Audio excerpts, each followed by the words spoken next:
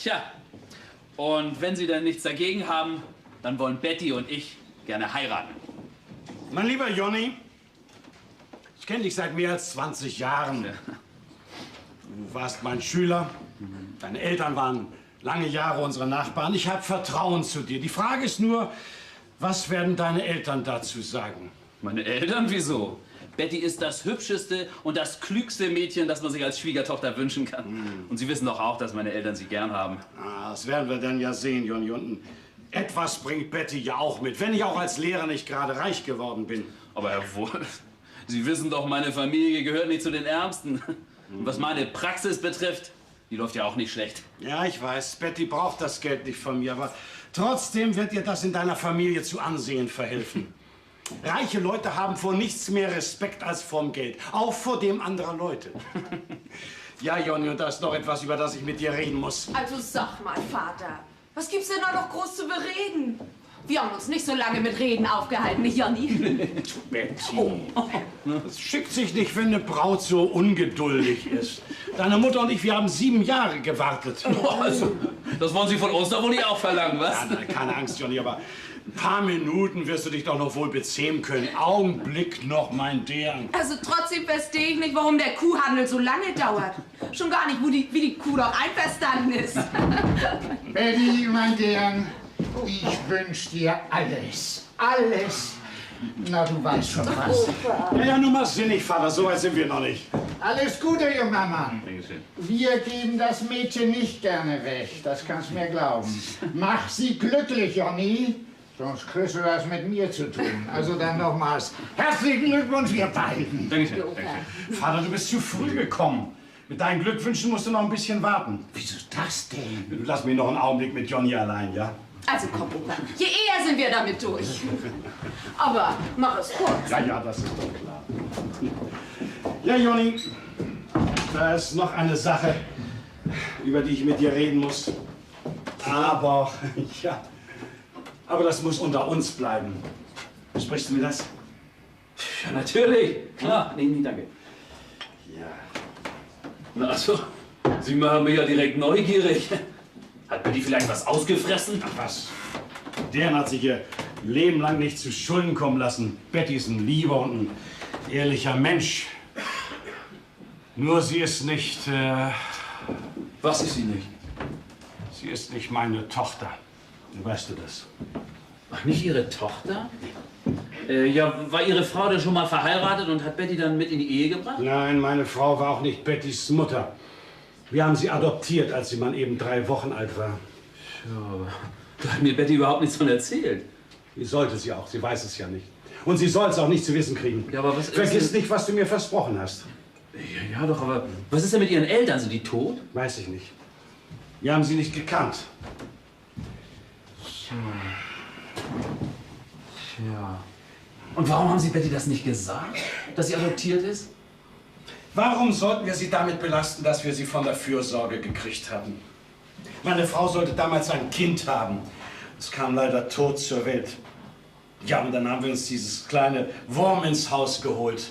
Sonst wäre meine Frau da nicht drüber hingekommen. Und jammert, dass sie bloß ein paar Jahre lang ihre Freude an Betty haben konnte. Sie war für uns von Anfang an wie unser eigenes Kind. So, ja. Und Sie haben überhaupt keine Ahnung, wer Bettys leibliche Eltern sind? Nein, sie haben es uns nicht gesagt und wir wollten es auch nicht wissen. Aber das ist doch wichtig, dass man die erblichen Anlagen von einem Kind kennt. Aber ich sehe das als Arzt vor allem vom physiologischen Standpunkt. Wir sind alle Produkte unserer Vorfahren.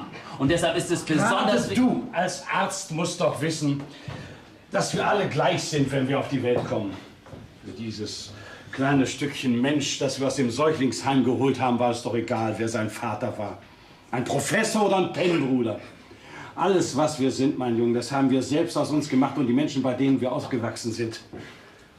Herr Wolf, Sie haben bestimmt ein gutes Werk getan, aber ich muss mich doch wundern, dass Sie so ein Risiko eingegangen sind. Was sind denn das für Menschen, die ihr Kind weggeben wie ein Stück Vieh? Haben Sie keine Angst, Betty könnte eines Tages genauso werden wie wie ihre leiblichen Eltern? Als Lehrer weiß ich, dass in allen Menschen Gutes und Schlechtes steckt. Es kommt dann nur darauf an, wo sie aufwachsen. Johnny, wenn ich ehrlich sein soll, ich habe da nicht mit gerechnet, dass du es so aufnehmen würdest. Ich dachte, du liebst Betty.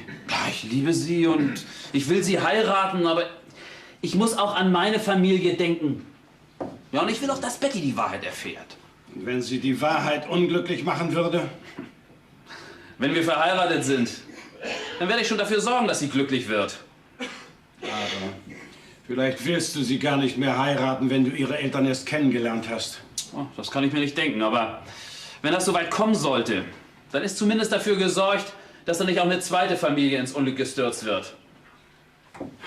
Johnny, du liebst Betty nicht. Oh doch, Herr Wolf, ich liebe sie. Alles, was ich wissen will, ist bloß, sind Bettys leibliche Eltern körperlich und geistig gesund? Ja, und auch Betty selbst hat ein Recht, das zu wissen. Nein.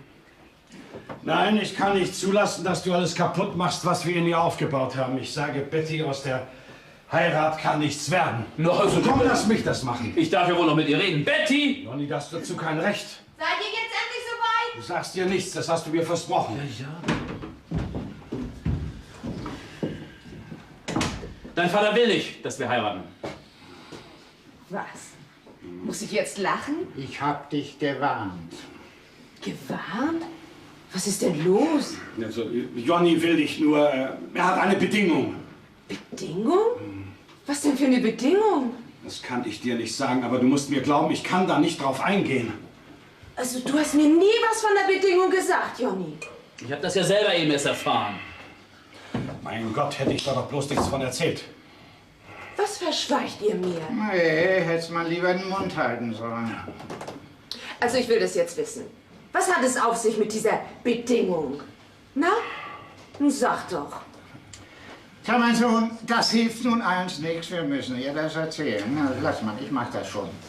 Komm, mein Dear, wir gehen ein bisschen in den Garten. Mal sehen, wie viel Verstand dir noch geblieben ist. So verliebt, wie du bist. Okay.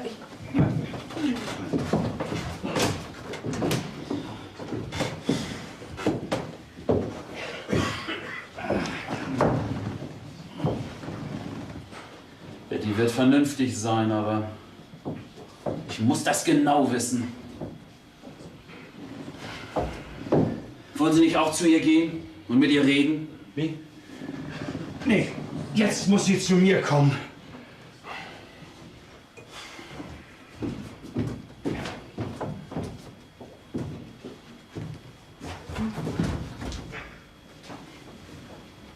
Ich kann's nicht glauben. Ich kann mir einfach nicht vorstellen, dass ich nicht deine Tochter sein soll. Oh, Vater. Warum hast du mir das denn nie gesagt? Ich hätte dich noch mal so lieb gehabt.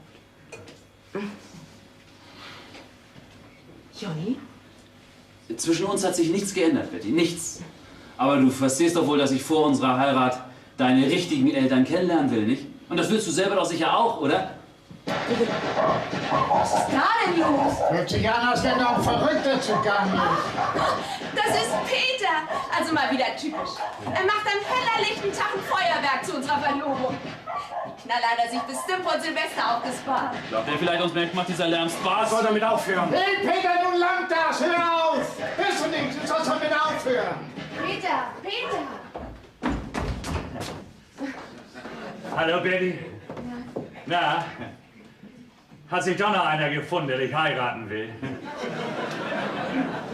Herzlichen Glückwunsch. Dir auch, Johnny. Danke. Hast mehr Glück als Verstand. Tag, Herr Wolf. Tag, Oberwolf. Dafür Gratuliere auch, dass Sie die Dämen endlich loswerden. Was sagen Sie zu meinem Verlobungsböller? War doch nicht ein schöner Spektakel? Na, mehr laut als schön. Sag mal, was ist denn das für ein Köder da draußen? Gehört der dir etwa? Nee, nun nicht mehr. Ist mein Verlobungsgeschenk.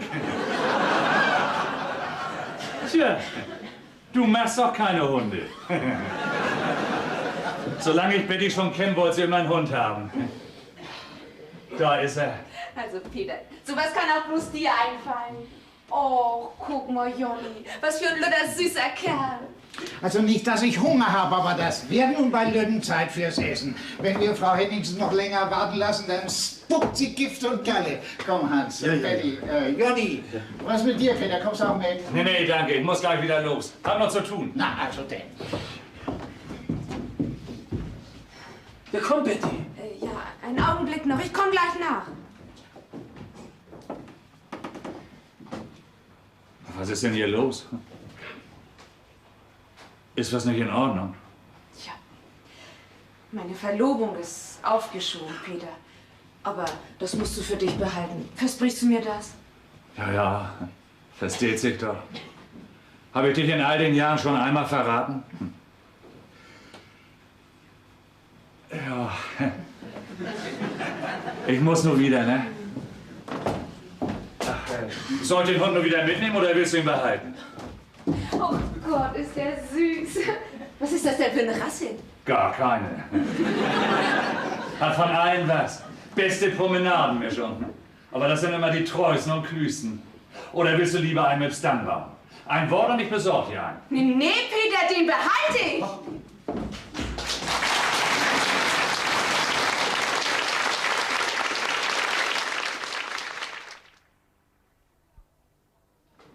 Na, nun sag doch. Hat die Fürsorge endlich was von sich hören lassen? Opa, guck mich mal an. Also ich muss immer denken, was wisst ihr noch? Was gibt es noch alles, was ich nicht wissen soll? Betty. Habt ihr wirklich geglaubt, ich würde nie dahinter kommen? Mein Dirn, wir wollten doch bloß alles von dir fernhalten, was dir wehgetan hätte. Da hat der Jonny noch mit seiner Mutter drüber gesprochen. Typisch Jonny. Ist das wahr? Kannst dir denken, wie die das aufgenommen hat.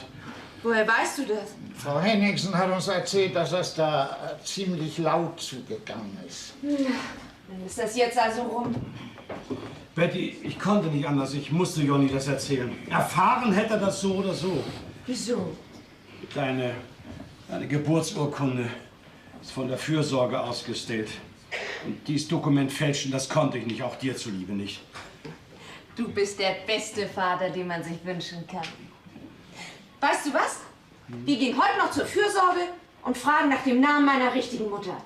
Den kennen wir schon. Ist das wahr? Ihr kennt den Namen. Oh, Opa, gehst du? Ja. Erzähl. Ja, genau. Betty, ja, weißt du, das war so. Wir haben uns ganz einfach...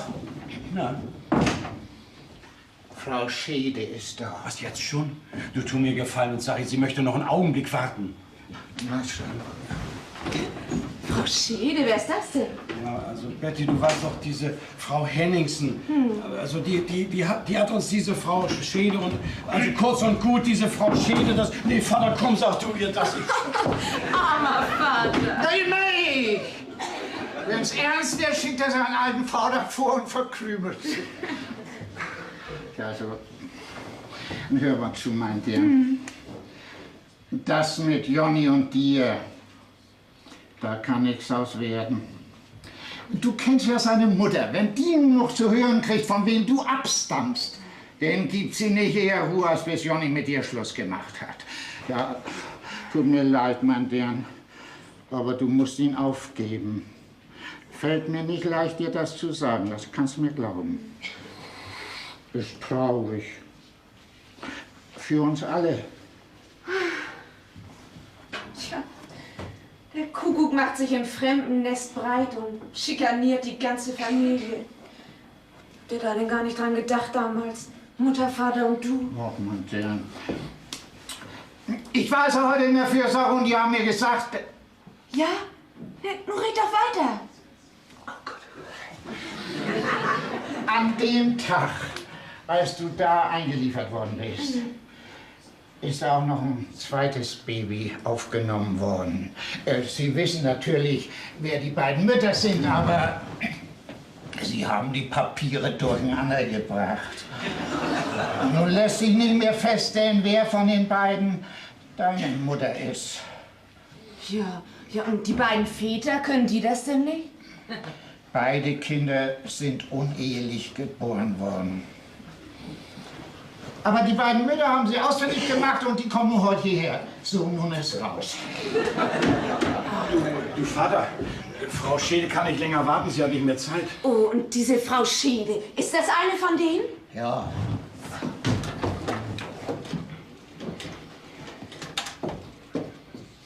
Johnny, hier ist Betty. Kannst mal eben rüberkommen? Oh ja, wenn's geht gleich.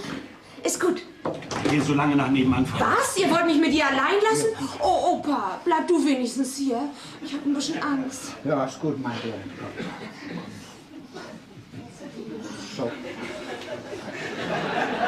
Bitte, Frau Schede. Sie sind also...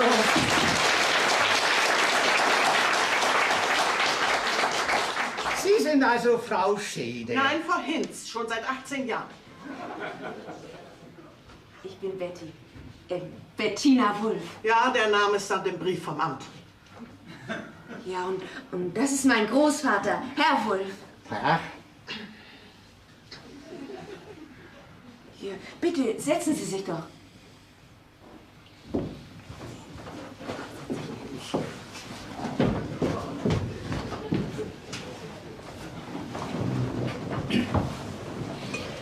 na, was sagen Sie zu unserer Betty? Ganz schön groß geworden, seitdem Sie sie zum letzten Mal gesehen haben, ne? Ja, das ist ja nun mal so. Aus Kindern werden Leute. Hätten Sie sie wiedererkannt? Soll das ein Witz sein? Ein Baby sieht wie das andere aus. Mir sieht sie jedenfalls nicht ähnlich. So, dann habe ich bestimmt mehr von meinem Vater. An dessen Gesicht kann ich mich nicht erinnern. Will ich auch nicht. Wer war denn mein Vater? Der ist das nicht wert, dass man nur seinen Namen nennt. Er wollte mich heiraten. Ganz fest hat er mir das zugesagt. Und dann ist er ausgerückt. Was ein Glück, sonst wäre ich als Ihre Tochter aufgewachsen. Was war das? Haben Sie mich hierher bestellt, um mich zu beleidigen? Daran kann man mal sehen, dass Sie sein Kind sind. Hätte mich auch gewundert, wenn aus Ihnen ein anständiger Mensch geworden wäre. Und Sie wollen Bettys Mutter sein? Wieso? Wer sagt, dass ich das will? Und was geht Sie das überhaupt an? Eine ganze Menge. Wir haben das Kind nämlich aufgezogen, was Sie nicht haben wollten. Und wieso wollen Sie wissen, dass das mein Kind ist? Das müssen Sie erst mal beweisen. Die von der Fürsorge, die haben mir geschrieben, es wäre meine Pflicht, hierher zu kommen. Aber wenn Sie wüssten, was Sie mir damit eingebrockt haben. Mein Mann ist aus Rand und Band. Als er mich damals geheiratet hat, habe ich ihm versprechen müssen, dass niemand was davon zu wissen kriegt. Von meinem unehelichen Kind. Er ist Bäcker. Und ich kann froh sein, dass er mich überhaupt genommen hat. Und nun das hier. Ich habe mit ihm 3 Kinder. Es tut mir leid, dass Sie meinetwegen Ärger gekriegt haben, aber... Ach, Ärger. Oh, Sie müssen verstehen. Ich wollte so gern meine richtige Mutter kennenlernen. Und ich habe gedacht, Sie würden sich auch ein bisschen freuen. Konnte ja nicht ahnen, dass Sie mit Ihrer Tochter nichts mehr zu tun haben wollten. Wenn Sie wüssten, was Sie mir damit eingebrockt haben. Ich habe schon mal gesagt, es tut mir leid. Und ich werde auch nie wieder was von mir hören lassen. Alles, was ich wissen will, ist bloß, bin ich Ihr Kind oder bin ich das nicht? Kennengelernt habe ich ihn auf dem Erntedankfest. Ja, da ist das dann auch passiert. Ein paar Tage bevor das Kind kommen sollte, bin ich nach hier. Und als es hier war, als es gekommen ist, habe ich es bei der Fürsorge abgegeben. Kann mich da natürlich nicht mehr dran besinnen, wie es ausgesehen hat. Aber es hat ein Muttermal gehabt, das weiß ich gewiss. Am rechten Knie, beinahe so groß wie eine Kaffeebohne. Was? Am rechten Knie, sagen Sie? Hier, bitte, da ist nix. Oder siehst du hier ein Muttermal, Opa? Nee, du hast auch nie eins gehabt. Warst schier und blank wie aus Marzipan, als wir dich gekriegt haben. Darf ich das nichts zu sehen? Denn sind Sie also Gott. Oh Gott, mir fällt ein Stein vom Herzen.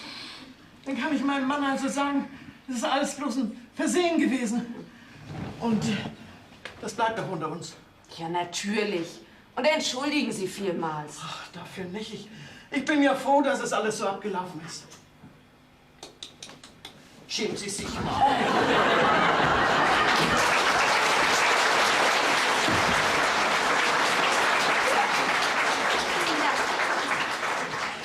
Also was ein Glück, dass die nicht meine Mutter ist, mal Sie ja, Opa. Wir haben die anderen noch nicht gesehen. Weißt du, was das Beste wäre? Wir schicken sie wieder weg, diese Marie Müller. Lassen sie gar nicht erst hier reinkommen. Nein, Opa, das tun wir nicht. Und die Frau, die jetzt kommt, die muss meine Mutter sein. Wann wollt sie denn kommen? Eigentlich müsste sie schon hier sein. Wo bleibt Jonny denn? Oh, wer ist das?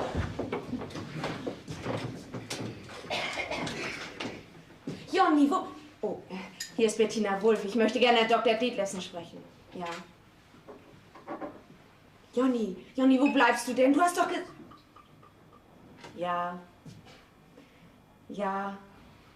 Du, aber wenn du damit fertig bist, dann kommst du gleich rüber, ja? Die Frau kann jeden Augenblick hier sein. Ja, meine Mutter. Ist gut. Hallo! Ach.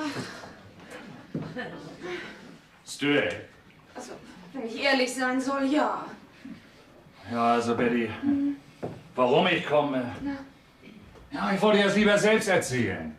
Ja, was denn? Ich konnte einfach nicht an mich halten. Und da habe ich ihm dann eins geflattert, du. Ins Gift. Dem habe ich einen ordentlichen Denkzettel verpasst, du. Warum denn? Du meinst, ich höre mich mit an, wie er dich vor allen Leuten beleidigt. Oh, was hat er denn gesagt? Tja, du bist gar nicht die Tochter von deinem Vater, hat er gesagt. Du bist bloß für eigen angenommen. Das ist doch nichts Schlechtes. Nee, ist das nicht. Aber Sie hätten mal hören müssen, wie er das gesagt hat.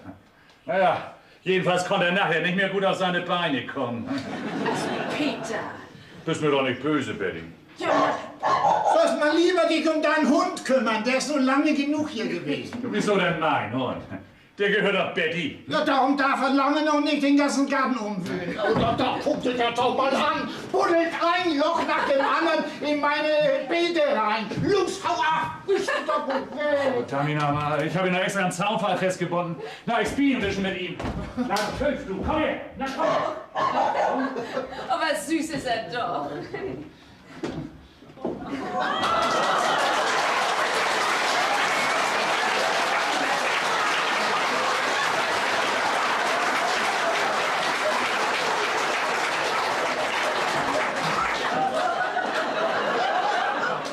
Meine Tochter.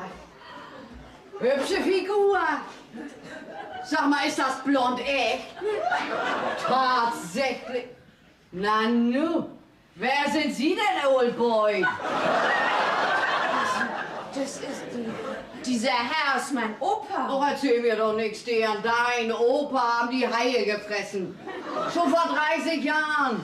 Na, Old Boy, sieht mir die der nicht ähnlich wie aus dem Gesicht geschnitten, was? Mensch, du bist verdammt hübsch geworden, mein Lütten. Freut mich für dich, mein Dern. Aber sag mal, Cat, bist du nicht mal Stammgast gewesen im Blauen Löwen unten am Hafen? Tut mir leid, ich kenne keinen blauen Löwen. Genierst dich wohl vor der Dern. Hast mal eine Zische für deine alte Mutter? Was? Eine Zigarette. Zische.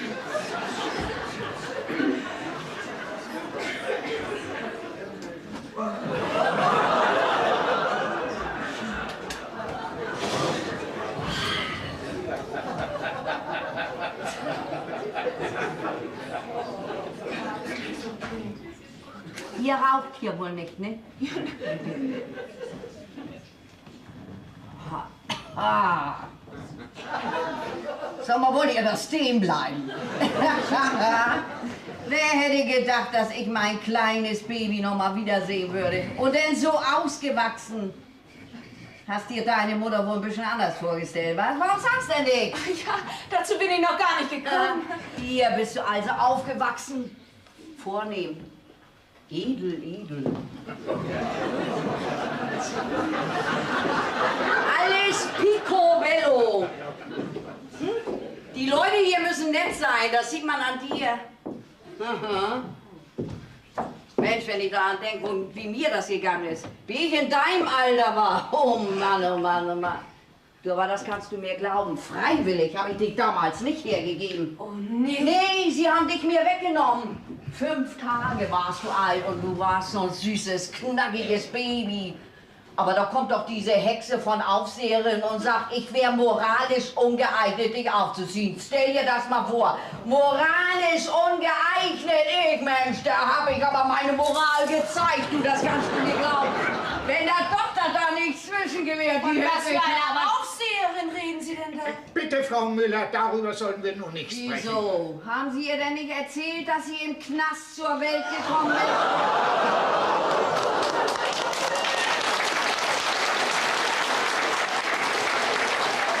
Aber Betty hat doch überhaupt erst vor ein paar Tagen zu hören gekriegt, dass wir sie damals als eigen angenommen haben. Sie haben dir das also nicht erzählt, mein Dear. Nette Leute, deine Familie. Ja, die beste, die man sich wünschen kann. Wie lange warst du denn im Gefängnis? 8 Monate! Oh. Ja, das hört sich nicht viel an, aber wenn du die absitzen musst, das zieht sich, du. Und als ich endlich rauskam, haben sie zu mir gesagt, du wärst gesund und gut aufgehoben. Tja, das war alles. Naja, habe ich wieder angefangen im Blauen Löwen. Ja, und warum warst du da? Warum ich gesessen habe? die haben sich eingebildet, sie könnten besser Menschen aus mir machen. Hast du schon mal so ein Kokolores gehört? Betty will wissen, was sie damals ausgefressen hat. Ach, das war ja leicht zu, wenn man immer nur mit so einem Kerlsvolk zu tun hat. Ich war natürlich unschuldig, ne? Ja. Naja, ich hätte mich vielleicht ein bisschen vorsehen sollen, aber ich war schon in anderen Umständen und verliebt war ich auch. Mensch, du, das war dir vielleicht ein Mannsbild, aber ein Aas von Kerl. War er mein Vater? Das kann ich dir beim besten Willen nicht sagen, mein Lieber.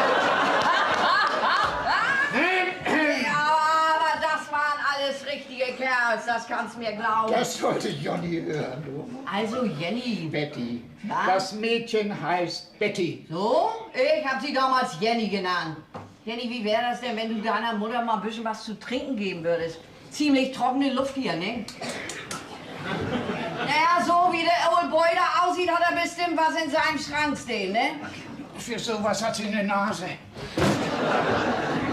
Na, was habe ich gesagt? Ich habe es doch gewusst.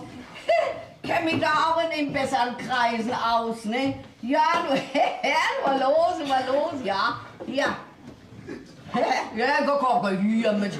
Sehe ich so aus, als wenn ich nicht einen ordentlichen Schluck vertragen könnte? Nur ach komm, so ist richtig. Also denn, Prost, Prost, meine Herren, so haben wir es gehabt. Prost.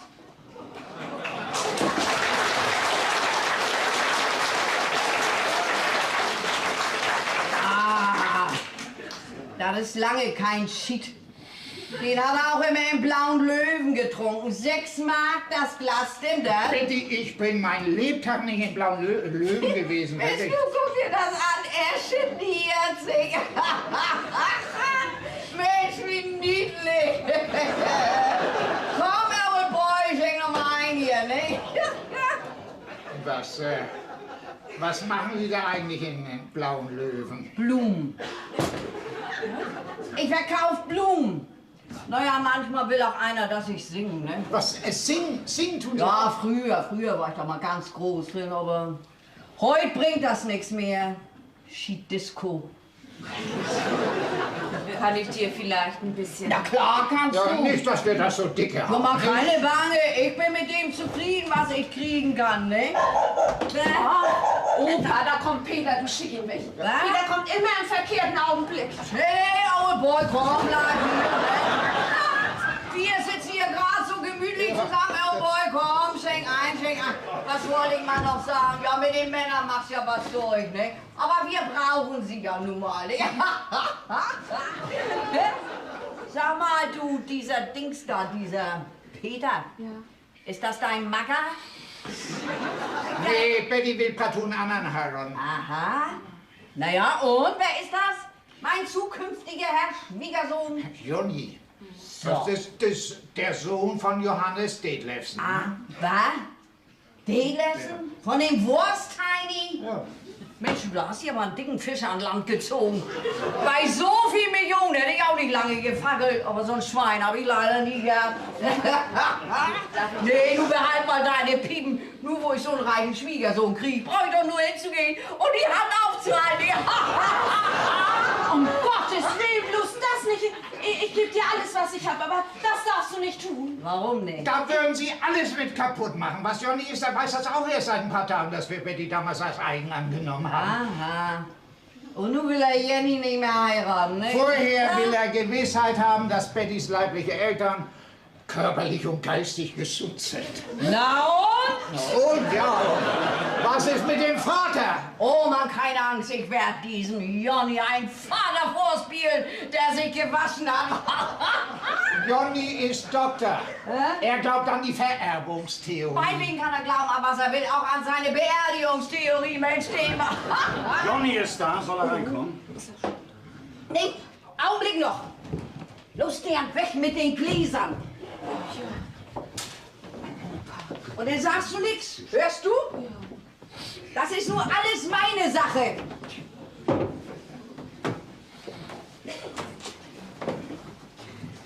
Ja, nun. So.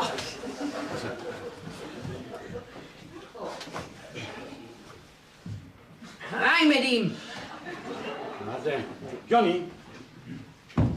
So und nicht anders habe ich mir den Mann vorgestellt, den meine kleine Jenny mal... Jenny? Sie meinen Betty? Betty, natürlich. Sehen Sie, Herr Doktor, nicht mal Ihren Namen haben Sie mir damals genannt. Entschuldigen Sie, Herr Doktor, ich bin eine einfache Frau. Ich kann nicht so viele Worte machen. Gerade eben habe ich mein Kind wiedergefunden, nach so langen Jahren. Ich bin ja so glücklich.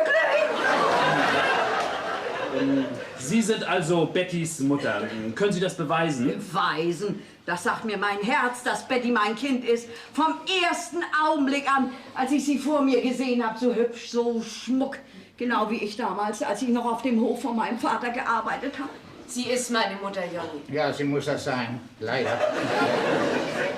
Sie sagten, Ihr Vater war Bauer. Ja, wir hatten nur einen kleinen Hof, aber uns ging es gut.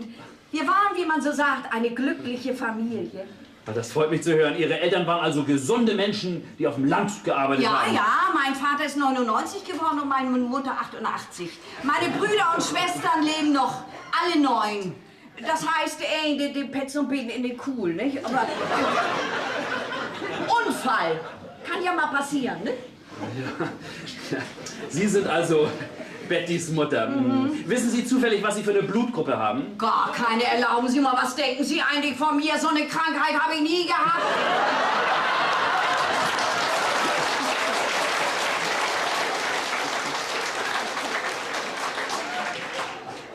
Sie fühlen sich also körperlich fit. Hm? Haben Sie eine Ahnung, wie fit Halt, ich bin? stopp, halt! Na, du. Im blauen Löwen warst du aber nicht so zimperlich, Herr Doktor, wenn Sie mich untersuchen wollen. Bitte. Ich hab doch nichts gegen Betätigung, gern. Du auch, Old Boy. Nee, nun lassen Sie das machen. Nein. Und wenn, dann machen wir das in meiner Praxis und nicht hier. Schön, wie Sie wollen, Herr Doktor, sonst. Sie können mich gern untersuchen. Ich habe nichts dagegen. Sie haben ganz recht. Fürs Eheglück ist die Gesundheit, oh danke, immer das Wichtigste. Aber sagen Sie mal, wie sieht das denn eigentlich in Ihrer Familie aus? Hat Ihr Vater nicht Zucker? Woher wissen Sie das denn? Bloß 160, also beinahe gar nichts. Nicht? Na, immerhin, Ja, ne? aber was ich noch wissen muss, wer war denn nun Bettys Vater? Ach so, ja, Bettys Vater. Er war der einzige Mann, den ich wirklich geliebt habe. Und wir hätten auch geheiratet, so wahr wie ich hier stehe, wenn er nicht kurz vor Bettys Geburt gestorben wäre. Ach, und woran ist er so jung gestorben? Er ist abgegluckert. Beim Baden ertrunken. Ach, er war so ein stattlicher Kerl und Kräfte hatte er. Er hatte mit ein paar Freunden gewettet, dass er sich 3 Stunden über Wasser halten könnte. Nach 2 Stunden hatte er die Wette verloren. Tut mir leid, dass ich davon angefangen habe. Macht ja nichts, Sie haben ja ein Recht, nach allem zu fragen, nicht? Und wovon leben Sie jetzt? Von meiner Hände Arbeit. Schäme mich nicht, das zu sagen. Leider bringt das ja nicht viel ein. Darf ich Ihnen vielleicht, ich meine, wenn Sie mir das nicht übel Aber nehmen. kann so gar nicht, Herr Doktor, sowas nicht. Ja, dann geben Sie mir mal Ihre Adresse, wenn Betty und ich dann verheiratet sind. Ich stehe im Telefonbuch. Und der Restaurant Blauer Löwe, da können Sie mich anrufen. Alles Gute, Herr Doktor. Und vielen Dank für das großartige Geschenk. Nett, dich mal wiederzusehen, Old Boy. Tschüss, mein Herren. Holly, Steve, die Welt ist schlimm. Tschüss. Ach, bin ich froh, dass das alles so abgelaufen ist. Wirklich? Naja, sie redet ein bisschen viel und ist ein bisschen, na, wie soll ich das sagen, ein bisschen ordinär, aber sie ist gesund, treuherzig und gar nicht mal dumm. Nee, dumm ist sie bestimmt nicht. Wo ist denn meine Brieftasche abgeblieben? Wieso? Du hast sie doch gerade eben noch gehabt. Ja, aber nur ist sie weg. Oh, dieses verdammte Weibsstück. Oh, Peter! Peter! Ja? Lauf der Frau nach und hol sie zurück! Wenn es nicht anders geht, mit Gewalt! Betty! Bist du verrückt geworden, Betty? Wegen so ein bisschen Geld kannst du doch nicht so einen Skandal machen. Ich muss Rücksicht nehmen. Hast du das immer noch nicht begriffen?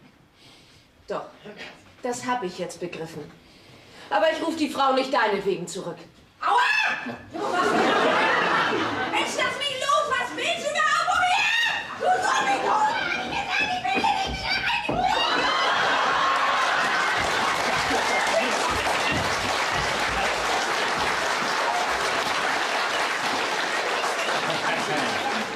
Wenn Betty sagt, ich soll sie zu ihr bringen, dann tue ich das.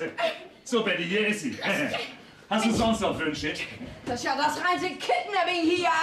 Hast du seine Brieftasche genommen? Dafür hat man nun ein Kind in die Welt gesetzt. Sie ist Bettys Mutter. Ich hab dich was gefragt. Was ist das, Betty? Ich will nicht, dass du sie verhörst. Gib mir die Lass Tasche. die Tasche los! Gib mir Ich meine schreie Tasche her. Los! Betty, lass sie raus! Hier, bitte da!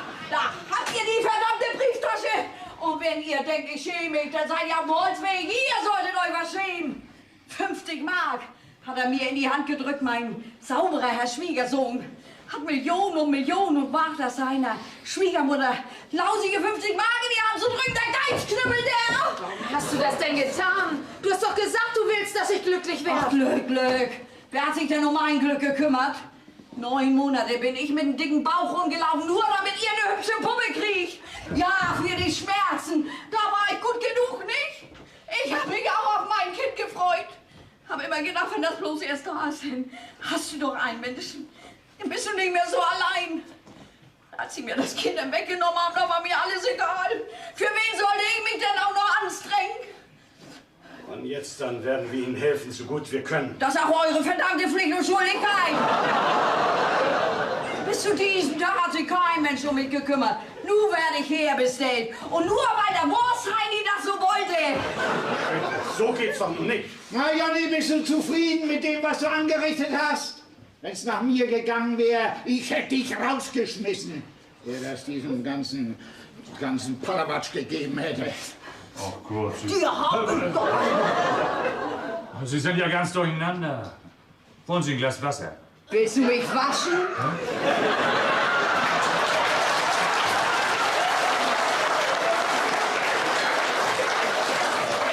Der Köhm steht da im Schrank. Ja, kommen Sie. Kommen Sie. Ich habe meinen Wagen draußen. Ich bringe Sie nach Hause. Mit dem Auto? Ja. Ja, nur immer. Nee, Augenblick.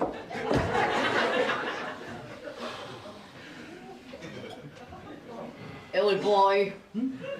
Na du? Ich glaube, du willst mich anmachen, Mann.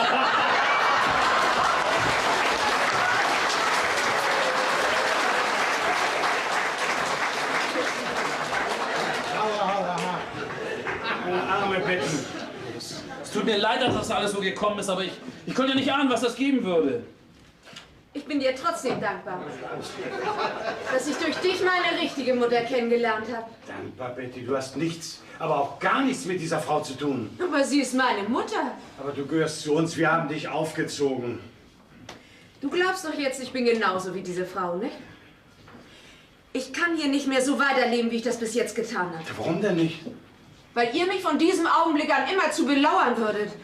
Oder habt ihr keine Angst, ich habe mehr von dieser Frau mitgekriegt, als euch lieb ist? Betty, das ist doch Tünkram. Meine arme Dern. Oh, Vater, ich will kein Mitleid. Diese Frau ist nicht schlecht. Wenn sie das Glück gehabt hätte, hier bei euch aufzuwachsen, dann wäre sie heute nicht anders als ich. Und ich wäre nicht anders als sie, wenn ich ihr Leben hinter mir hätte. Im Grunde ist sie ein anständiger und vernünftiger Mensch.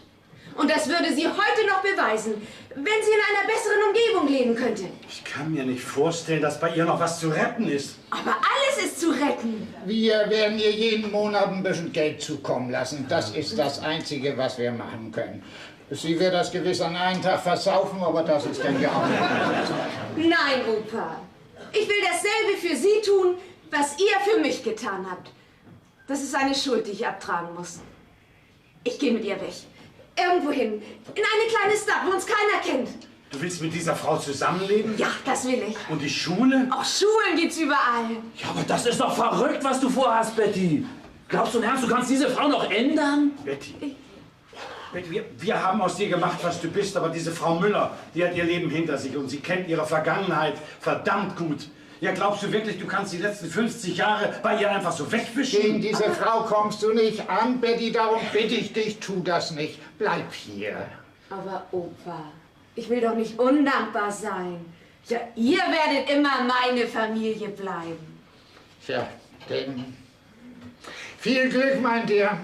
Versuch das und mach einen Engel aus ihr, aus dieser alten Sünderin. Und wenn's schief geht, wenn dir die Flügel geknickt sind, dann weißt du ja, wo dein Nest ist.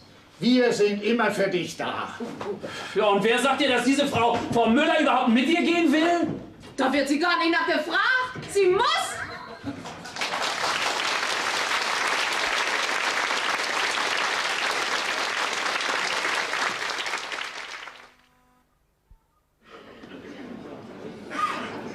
Augenblick noch! Schenk doch nicht ein! Sonst schmeckt das so lauerig! Bist du denn immer noch nicht fertig? Ja, welche kommen ja schon! So, du aber!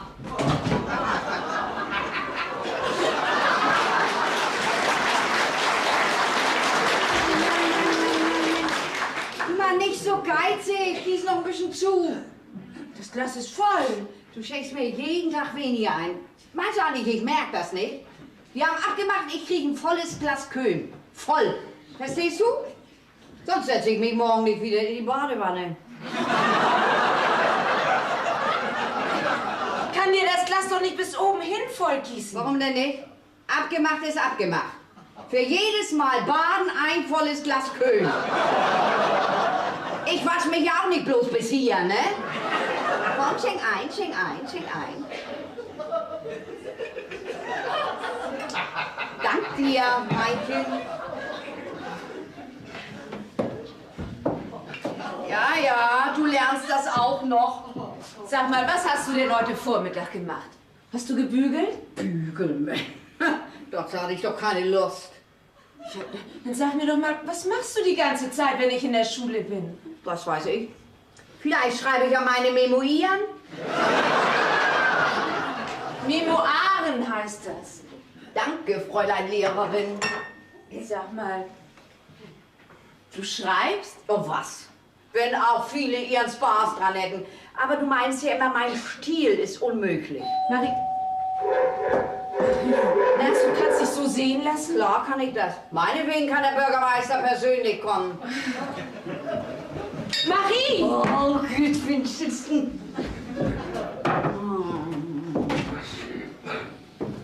Guten Tag, Marie.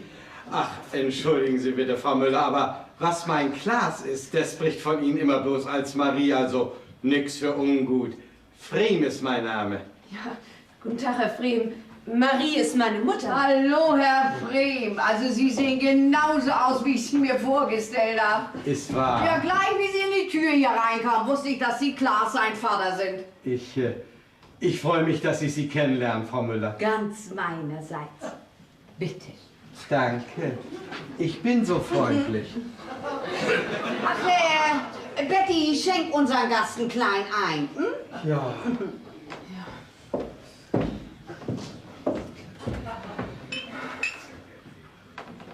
Bitte. Danke. Naja, mir natürlich auch. Ich muss ja mit unserem Gast anstoßen. Ne?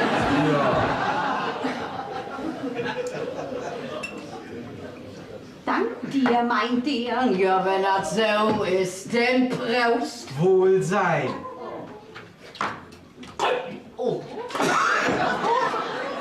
nee, Herr Frieden. Na, Herr Frieden, was liegt denn nun an? Hm? Also, mein Klaas, der macht Ihren Hund ja zu und zu gern. Ja, aber nun bleiben Sie doch sitzen, Herr Frieden. Danke. Immerzu spricht er von Ihrem Hund und dass er mal erst ein halbes Jahr alt ist und als Stubenrein, ja. Und Sie, Frau Müller, Sie machen noch lieber. Ja, hinsetzen. Danke. Ja, Frau Müller, mein Klaas, der kommt hier zu und zu gerne her. Na, und bei Ihrer Frau Mutter, da ist er ja auch in besten Händen, nicht? Ja. Und Sie als Lehrerin. Sitzen nicht? bleiben! Danke. Ja, also, ich wollte mich gern erkenntlich weisen. Ja, also, mein Geschäft geht gut, da wollen wir sagen, es könnte ja noch besser gehen. Ja, nun mal los, nun kommen Sie mal zu Port, Herr Frieden, ne? Ja, also seitdem meine Frau mich allein gelassen hat, da habe ich ja vormittags in meinem Laden zu tun und kann mich ja erst nachmittags um den Jungen kümmern, nicht? Und darum bin ich ja so froh, dass er meist jeden Morgen hier bei Ihnen sein darf, nicht? Was? Jeden Morgen? Hier? Ja, Ihre Haushälterin hat mir das erzählt von Ihrer Frau, dass sie abgehauen ist und sich scheiden lassen will. Mensch, Herr Frieden, Sie können doch froh sein, wenn Sie diese Fuchtel los sind. Marie! Nicht so ungut, Herr Frieden. Meine Mutter ist manchmal sehr direkt. Lassen Sie sie laufen, Herr Frieden. Mit einer Frau, die ihr Kind in Stich lässt, ist sowieso nichts los. Ich meine, über Männer kann man ja streiten, ne? Aber so ein Jung wie Ihren Klaas, den lässt man doch nicht in Stich. Wenigstens nicht freiwillig. Nein, freiwillig nicht. Da haben Sie ganz recht, gnädige Frau. Herr Frieden, Sie dürfen meiner Mutter das nicht übel nehmen. Nein, ganz und gar nicht. Ihre Frau Mutter ist eine kluge und gute Frau. Hast du das gehört, Betty? Und gnädige Frau hat er auch zu mir gesagt. Also, da kann einer aufstehen, ne? Wieso wollen Sie keinen, trinke ich einen für ihn mit? Komm.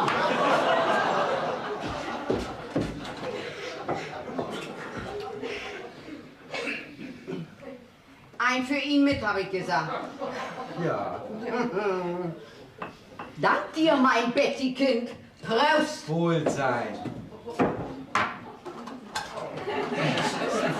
Aber nun sagen Sie mir doch bloß mal, wie schaffen Sie das, meinem Klaas das alles beizubringen? Um Gottes Willen. Was bringt sie ihm denn bei? Na, Ihre Frau Mutter erzählt ihm immer so schöne Geschichten. Geschichten? Ja, was denn für Geschichten? Na, von dem Hof, wo Ihre Frau Mutter aufgewachsen ist. Ach so, ja. Ja, er hat mir erzählt, wie er mit einer alten Schachtel... Was, ich bin der Alte. Nein, wie Sie mit einer alten Schachtel und ein paar Tassen den ganzen Hof aufgebaut haben. Ja, er sieht dann alles so vor sich, als ob er selbst da gewesen ist. Er weiß auch schon, wann gesät und gepflügt wird und wie das ist, wenn eine Kuh kalbt. Nicht? Was?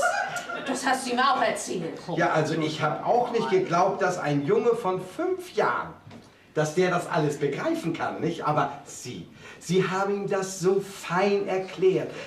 So ganz natürlich. Also, ich muss sagen, ich bewundere Sie, Frau Müller. Ja, aber bitte ins Sitzen, nicht? Danke.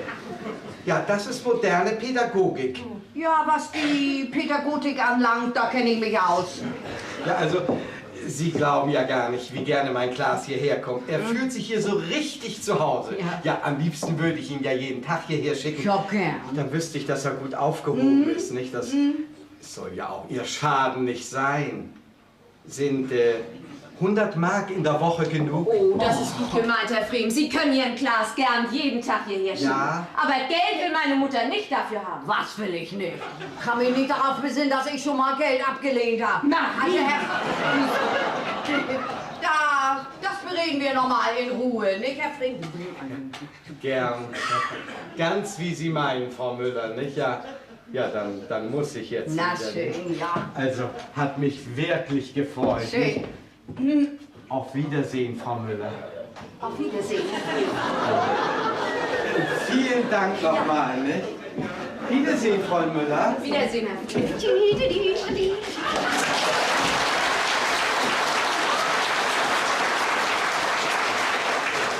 Na, Betty, was sagst du nun? 100 Eier in der Woche, ist das nix? Das kannst du doch nicht annehmen. Wieso denn nicht? Ja, ich freue mich ja, dass du dich um den Jungen kümmerst, aber also nein, das geht nicht. Ja, ich bin ja schon. Aber das sage ich dir, an mir wirst du dir noch die Zähne ausbeißen. Herr Direktor! Oh, bitte, kommen Sie doch herein. Danke.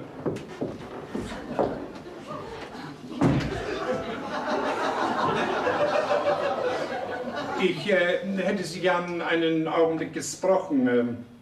Allein, wenn es geht. Marie! Ja, ich bin ja schon weg. Bitte, nehmen Sie doch Platz. Ja, Oh. danke.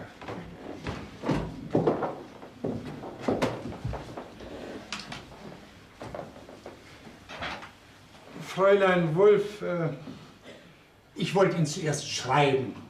Aber dann habe ich mir gesagt, es ist nicht gut, wenn ein Brief dieses Inhaltes über das Büro unserer Schule läuft. Sie wissen vermutlich, um was es sich handelt. Nein. Nein. Tja, also, um offen zu sein, es geht um Ihre Mutter. Um meine Mutter? Ja, wissen Sie es denn nicht? Ihre Frau Mutter soll heute Nacht in angetrunkenem Zustand einen Polizisten verprügelt haben. Ja. Und ordinäre Lieder soll sie auch gesungen haben. Von Wulff, in der ganzen Stadt wird bereits davon gesprochen. Und ganz besonders natürlich auch in unserer Schule. Sie sind eine gute Lehrkraft und ich habe volles Vertrauen zu Ihnen, aber ich bin doch auch für den Ruf unserer Schule verantwortlich, nicht wahr? Herr Leske, ich kann mir gar nicht vorstellen, dass meine Mutter so etwas getan Tut mir hat. leid, aber ich habe zuverlässige Informationen daran, es nicht zu rütteln. Es ist übrigens nicht das erste Mal. Ja. Und was erwarten Sie nun von mir? Sie müssen dafür sorgen, dass Ihre Mutter nicht wieder ins Gerede kommt. Sie wissen, wie viel ich von Ihnen halte. Aber jedes weitere Ärgernis würde für Sie zu bedauerlichen Konsequenzen führen. Oh, Herr Direktor, meine Mutter hat erst vor kurzem etwas sehr Schweres erlebt. Aber- Vielleicht ist sie deshalb mit den Nerven... Fräulein Wulff, das ist doch keine Entschuldigung für solches Benehmen. Nein, nein, natürlich nicht. Aber es ist schon viel, viel besser geworden. Und in Zukunft, das verspreche ich... Entschuldigen Sie bitte, ich will nicht stören. Ich brauche was aus der Kommode. Darf ich Sie mit meiner Mutter bekannt machen? Das ist mein Direktor, Herr Leska. Marie, zeig mir dein hübsches Knie. Denn nicht. Ich bitte dich, sei heute Nacht mein Gast. Und zeig mir alles, was du hast.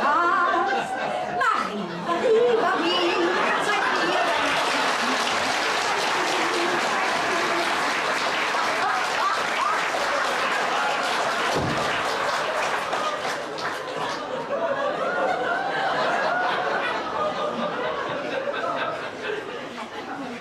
Herr Direktor, ich bitte um meine Entlassung. Ich danke Ihnen für Ihren Takt, Frau Wulff. Ja, unter diesen Umständen sehe ich leider keine andere Möglichkeit, als Ihr Gesuch anzunehmen. Es tut mir sehr leid, aber das ist wohl das Beste so. Ja, Ihre Papiere lasse ich Ihnen dann zuschicken. Also, auf Wiedersehen.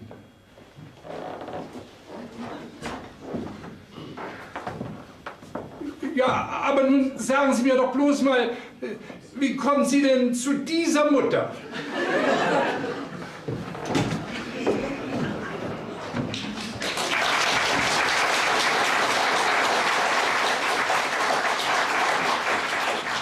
Oh, du Lieb. was ist denn?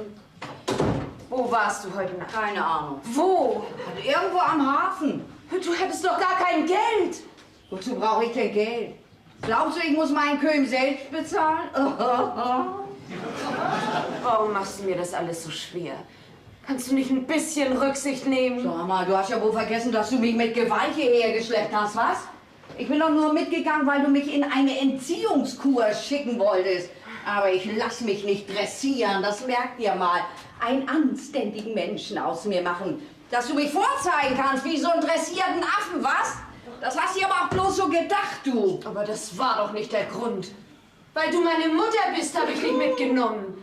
Ach, weil ich nicht wollte, dass du mir in diesem verdammten Lokal sitzt und da vor die Hunde gehst. Hättest mir ja Geld geben können. Auch dann hättest du dein Leben noch lange nicht geändert. Guck mal, hier hast du doch alles.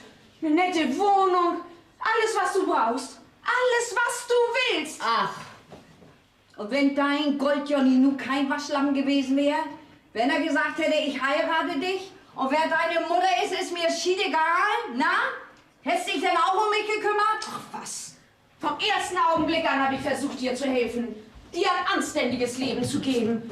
Sowas von Undankbarkeit, das gibt es nicht normal. Ja, schnack dich rein aus, schnack dich rein aus. Morgens in der Schule habe ich schon immer gedacht, was sie jetzt wohl wieder anstellt. Und mehr als einmal habe ich das Gefühl gehabt, ich lebe hier mit einer zusammen, die nichts anderes vorhat, als mir was Schlechtes zu tun. Ja, du bist doch wenigstens mal ehrlich, ne? Denkst du denn gar nicht daran, dass ich deine Tochter bin? Ich kann mir einfach nicht vorstellen, dass du da Vergnügen dran hast, in diesen billigen Kneipen rumzusitzen. Ich glaube, du tust das alles nur, um mir weh zu tun. Blödsinn. Ich hab nicht mit dir leben wollen. Vergiss das nicht. Ach. So. Aber nur wo du deine Stellung verloren hast, kannst du ja nicht mehr für mich sorgen. Lässt du mich nun gehen? Gibst mir meine Freiheit wieder? Herrgott, dann geh doch zum Teufel! Jetzt hast du das endlich geschafft! Ich muss zu meiner Familie zurück und ihnen sagen, dass sie in allem recht gehabt haben. Jawohl, aus dem Spatz kannst keine Nachtigall machen. Mensch, du bist verdammt hübsch, wenn du in Rage kommst. Das hast du von mir.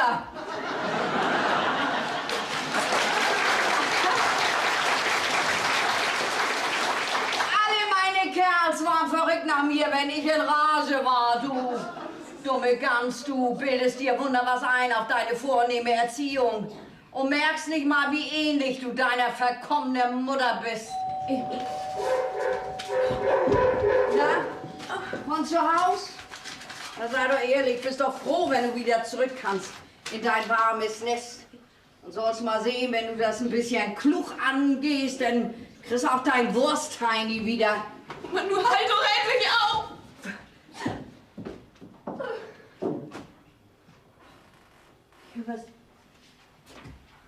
Was ist denn? Ich kann nicht wieder zurück. Und wenn ich hier verhungern muss, ich gehe nicht wieder zurück. Will dein Vater nichts mehr von dir wissen? Und lass meinen Vater aus dem Spiel. Du hast ja keine Ahnung, wie gut und lieb er ist. Also, Jonny.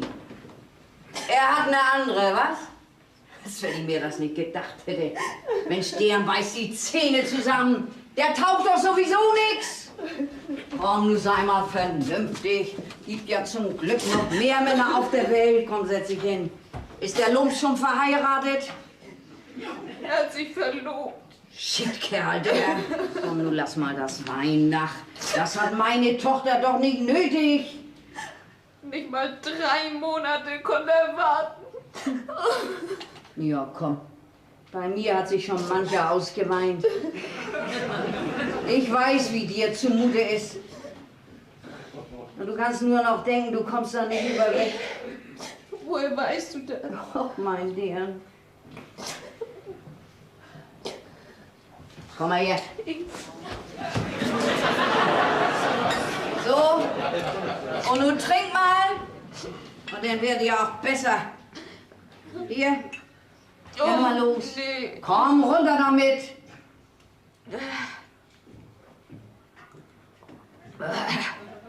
Noch ein. Ja. So ist recht. Hier. Nee, du, einer in der Familie langt. Und du schmeißt das Glas an die Wand, dann wird dir leichter. Was soll Das Glas an die Wand schmeißen, los! Ja, so ist recht! Oder willst du dich wegen so einem Kerl umbringen? Mensch, das ist der doch gar nicht wert! Och, recht hast du. Und wer recht hat, der gibt einen auf. Ja, so ist richtig!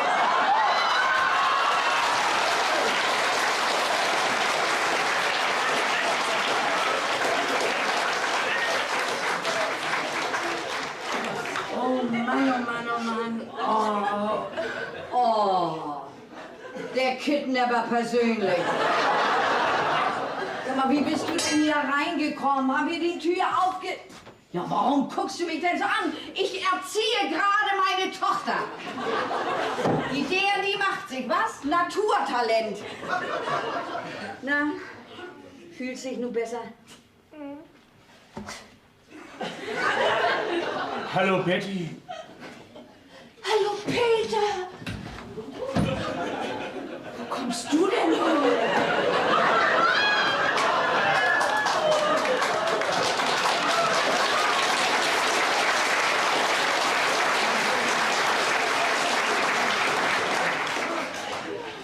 Von zu Hause. Ja, ich soll dich schön grüßen von deinem Vater. Und von Opa natürlich auch. Wie geht's denn zu Hause? Oh, das geht. Bis auf, du fehlst ihm, ne? Oh, Peter. Du glaubst ja gar nicht, wie froh ich bin, dass du gekommen bist. Meine Mutter hat dir einen Kuchen gebacken. Ja. Apfelkuchen. Machst du doch so gerne, ne? Da drin. Warte mal, wo habe ich ihn denn? Peter, Ja? Peter, erzähl doch mal von zu Hause. Ja, also das mit... ich weiß, Sie haben dir geschrieben, also das mit Jonny, dass er sich verlobt hat, war gewiss hart für dich, ne? Sieht sie so aus? Das hat sie überhaupt nicht gekratzt, was, Betty? Ja. Ja, dann ist ja gut. Wie lange weißt du das schon? Ich weiß gar nichts. Aha. Ich habe ganz zufällig vorgestern Abend... Aha. Und wann hast du die Idee gehabt, hierher zu kommen? Auch ganz zufällig vorgestern. Du, sag mal, wie lange willst du eigentlich hier bleiben? Für ewig und 3 Tage. Ja, meine Firma hat mich hergeschickt. Soll hier eine Vertretung aufbauen. Autos. Und du meinst, die kannst du hier in diesem Kaff loswerden? Schade nicht, Betty. Was? Dass wir morgen schon wieder zurückgehen. Was? Hier ist er, bitte. Oh, danke. Sie haben mich rausgeschmissen aus der Schule. Ah, Aber wir bleiben trotzdem hier. wir bleiben trotzdem hier, das freut mich. Ja, das freut mich, Betty. Ich muss sagen, mir gefällt das hier auch ganz... Ja, landschaftlich und so. Wirklich wunderschön hier alles. Wovon sollen wir leben? Also Vater und Opa mache ich nicht um Geld angehen. So weit kommt das. Meinetwegen brauchst du niemanden, um Geld anzugehen. Ich kann für mich alleine sorgen. Und nun, wo das mit Jonny außen vorbei ist, muss ich ja auch nicht mehr bei dir bleiben. Also ich hab dir schon mal gesagt, das hat nichts miteinander zu tun. Willst du noch mehr Scherereien mit mir haben? Auch die Scherereien, die sind mir schiedegal. Und wenn du heute Nacht auf den Zwutsch gehst, dann gehe ich mit, ist das klar? Ich verstehe immer bloß Bahnhof. Aber mach nichts, mach weiter. Ja, und wovon wollen wir denn nun? Nimm doch den Kran hier mal weg, Mensch. Also, zu der Frem, der wollte dir doch 100 Mark die Woche geben. Ja, ich suche mir eine andere Stellung. Und wenn wir uns dann noch...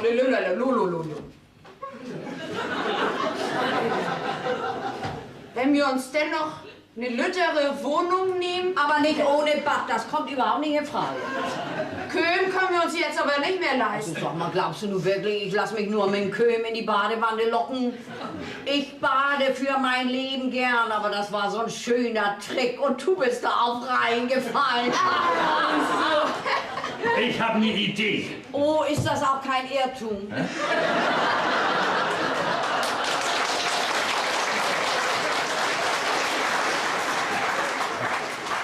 Was ist das da für ein Zimmer?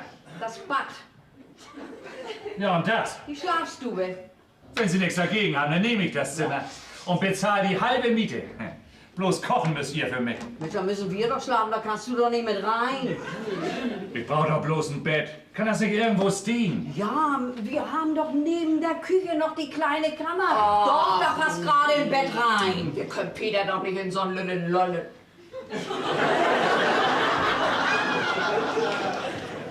In so ein lüttes Loch reinstopfen.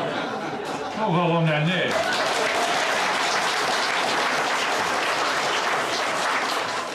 Ich will ja doch bloß schlafen.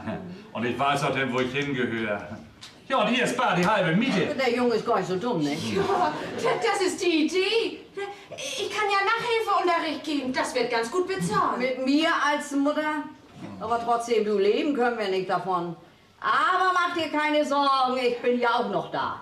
Ich habe hier neulich einen alten Freund getroffen, aus dem Blauen Löwen. Der hat da drüben eine Gastwirtschaft, aber der Laden läuft nicht, ist einfach nichts los. Und der hat mich gefragt, ob ich nicht Lust hätte, seinen Laden in Schwung zu bringen. Klar, habe ich gesagt, wenn du mich anständig bezahlst, will ich das Pferd schon schaukeln. Ich brauche vor allen Dingen einen Klavierspieler. Hä? Ja, dass ich meine Chansonetten singen kann. Ja.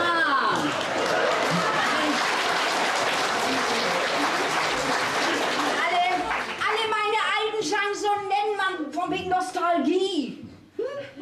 Chansons? Ja, nichts für ungut, aber das heißt Das ist doch Chansons. viel egal, wie das heißt. Hauptsache, da kommt Leben in die Bude, ne? Marie, du willst arbeiten? Wer wie? Arbeit? Wieso? Wer sagt denn was von Arbeiten? Singen will ich, Remi, Demi will ich machen. Der Mann kann doch froh sein, dass er mich getroffen hat. In ein paar Wochen kennt der seinen Laden nicht wieder. Denn brummt das in Karton!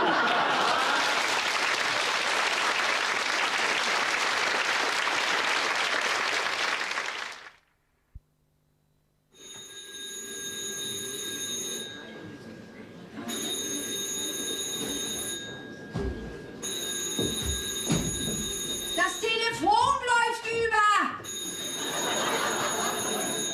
Ja, ja. Ja.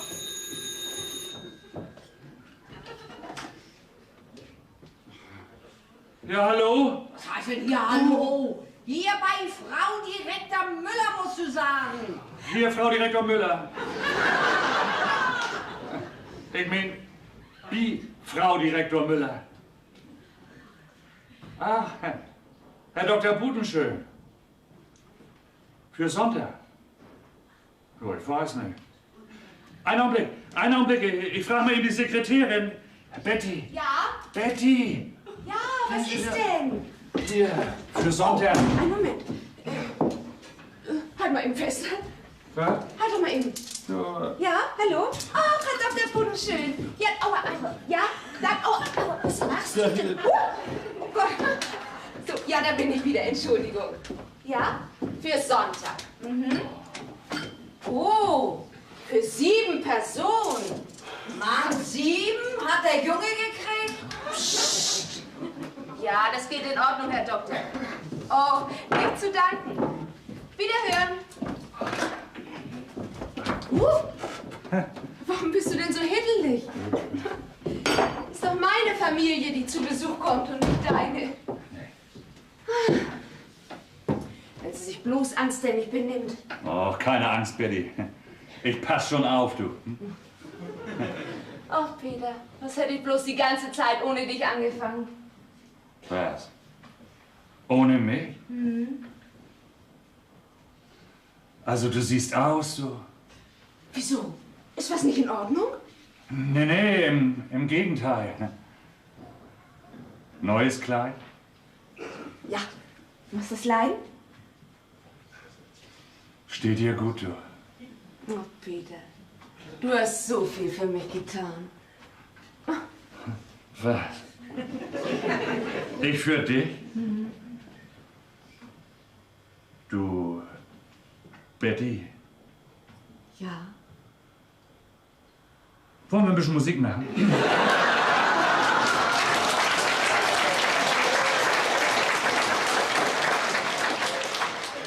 Dazu haben wir doch gar keine Zeit. Weißt du, ich habe mir schon immer mal gewünscht, mit dir zu tanzen. Ja, schon damals, du. Du kannst doch gar nicht tanzen. Doch. Bloß wenn immer alle zugucken, dann kann ich das nicht. Ja, dann mal los.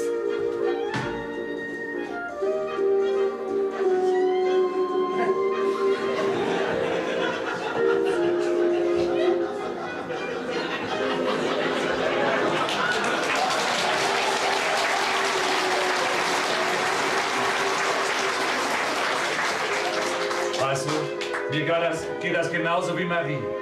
Ja, immer, wenn sie sich gut benehmen will, dann macht sie immer alles verkehrt. Da haben wir das. Oh, Peter, über dich kann man immer lachen. So, Was hast du denn? ich bin also eine lächerliche Figur. Oh, Peter, so habe ich das doch nicht gemeint. Nee. Nein, wirklich nicht. Du, Betty? Betty, was ich dich schon immer mal fragen wollte. Ja? Denkst du eigentlich noch so ab und zu mal an Jonny? Warum willst du das wissen? Bloß so. Soll ich ihn grüßen, wenn ich ihn sehe? Wieso ihn sehe? Willst du denn zurück? Kann sein. Ja, also soll ich?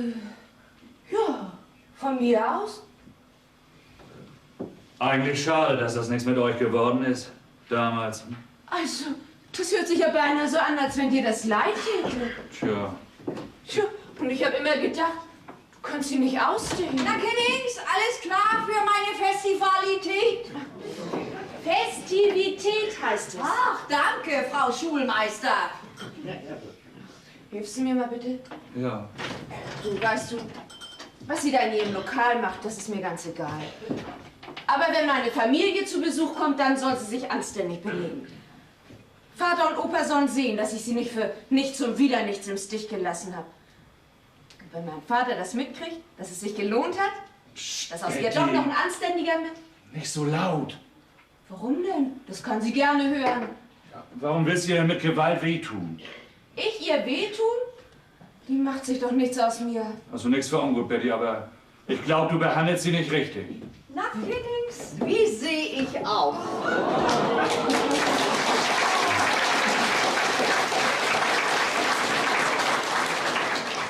Wunderbar. 30 Jahre jünger. Das ist ein alter Tümbüdel. Oh Mensch, dir das verdammte neue Korsett. Ich kriege doch heute Abend überhaupt keinen Happen runter. In diesen Panzerpass kommt nichts mehr rein. Also, 10 vor 7 kommt er zurück. Dann haben wir ja noch viel Zeit. Sag mal, Marie, wie viel hast du eigentlich eingeladen? So ungefähr 20. Was, so viel? Du, dann kommen wir mit den Gläsern nicht aus, du. Sicher kommen wir aus. Hier, pass auf, geh du mal hin, bitte. Ja. Ist ja gut, ist ja gut. 1, 2, 3, 4, 6, Anna, nur Herr Frieden. Kommen Sie von der Beerdigung? Wer ist denn gestorben? Es ist niemand gestorben, Frau Müller. Niemand, wie schrecklich. Wie alt war denn? 12, 14? Du hast recht, ein paar Gläser könnten wir noch gebrauchen. Ich komme nicht von der Beerdigung. Dann wollen Sie noch hin? Ja, dann sehen Sie aber zu, dass Sie pünktlich zu meiner Party wieder zurück sind, ne? Marie, Na? ich glaube, Herr Frey möchte das mit dir besprechen. Tatsächlich. Also ausgerechnet nun. Hat das nicht noch ein bisschen Zeit? Also schön, bitte, setzen Sie sich, Herr Frieden. Och, Herr Frieden, oder haben Sie sich wegen meiner Party so ausstaffiert? Betty, da hätte ich ja doch das Kleid mit dem Ausschnitt anziehen müssen, ne? Das habe ich nicht für Ihre Party angezogen. Also doch für eine Beerdigung. Nee. Für Sie, liebe Frau Müller. Mensch, Herr Frieden, Sie sind mir direkt unheimlich. Nun setzen Sie sich doch mal wieder hin. Herr Frieden, nun lachen Sie doch mal, na? Nicht? Also schön, was ist denn nun? Ja, von meiner Tochter habe ich keine Geheimnisse. Und was Peter anlangt, der kann schweigen wie ein Grattner. Was gibt das denn nun? Was Schlimmes? Marie, lass Herrn Frey doch endlich mal zu Wort kommen. Ja, das tue ich doch auch. Ich weiß gar nicht, was du hast. Komm, Peter, hilfst du mir in der Küche? Ja. Oder ist was mit Glas? Nee. Na, Gott sei Dank. Ja, also, Frau Müller, heute ist ein großer Tag für Sie. Nicht bloß, weil Sie das Lokal gepachtet haben und dass es immer so gut besucht ist. Ja, nun mal weiter, Ja, ne? also, ich bin heute ein bisschen durcheinander, nicht? Das sind wir heute alle. Ja, also, für mich ist das ein entscheidender. Nein, ein schneidender. Ein entscheidender Augenblick. Ja, in meinem Leben. Sie verstehen doch. Doch, natürlich. Aber wieso eigentlich? Frau Müller, ich will ihm wieder eine Mutter geben, mein Klaas. Mensch, Herr Frieden, das ist ja klasse. Sie wollen wieder heiraten? Mensch, das ist eine prima Idee. Die könnte glatt von mir sein. Na, wer ist denn die Glückliche? Ja, Frau Müller, ich kenne Sie ja erst eine kurze Zeit und Sie sind ja ein bisschen direkt, wenn ich das so sagen darf. Aber Sie sind eine herzige, eine warme, eine warmherzige. Also kurz und gut, eine Frau mit Formen. Mit Format, meine ich. Also, Herr Frehm, so gut hat lange keiner von mir gesprochen. Mal weiter, ne? Ja, ich kann mir also keine bessere Mutter, keine bessere Frau für meinen Klaas vorstellen. Nein, ich meine das natürlich andersrum. Herr Frehm, Sie meinen doch nicht mich? Sie wollen mich heiraten? Kinders, ich habe eben einen Heiratsantrag gekriegt. Ein Heiratsantrag, ich. Fräulein Betty, Sie hätten doch nichts dagegen, wenn ich Ihr Vater wäre. Herr Frehm, meine Tochter hat Väter genug.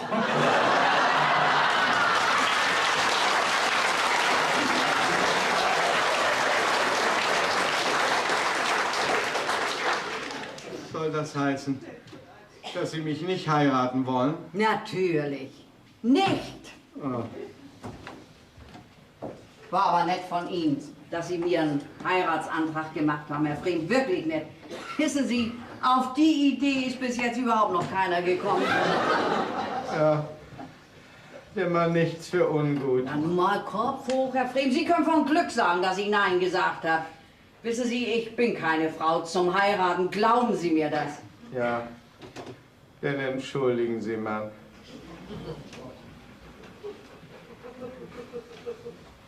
Oh, danke, Herr Frehm. Auf Wiedersehen, Frau Müller. Tschüss, Herr Frehm.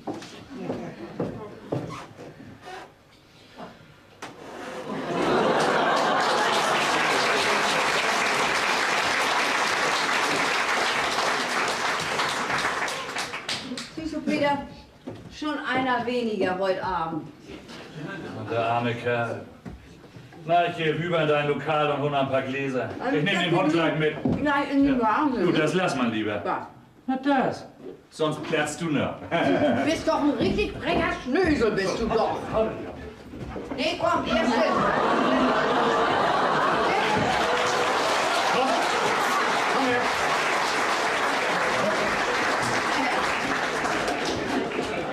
Süß ist er, ne? Oh, Betty. Betty, haben wir noch Zeit für einen kleinen Brief? Ja. Hol dir mal was zum Schreiben.